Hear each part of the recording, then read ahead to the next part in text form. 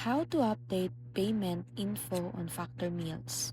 First, go to factor75.com and log in with your email and password. If you are using the mobile app, just tap the profile icon or bottom right.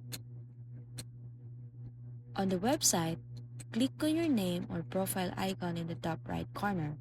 Choose Settings, then click Payment Info. On mobile app, tap Account, then select Payment Info. Once you're on the payment info page, click Edit next to your current payment method. Enter your new card number, expiration date, CVV, and billing zip. Or tap Add New Payment Method if you want to keep both cards or files.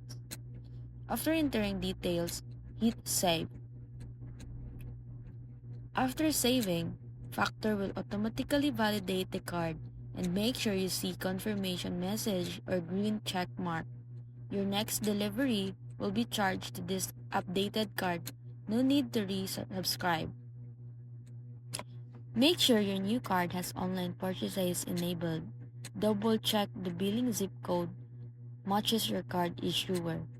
If you're still having an issue, search out to help at factor75.com or call 888-573-5727.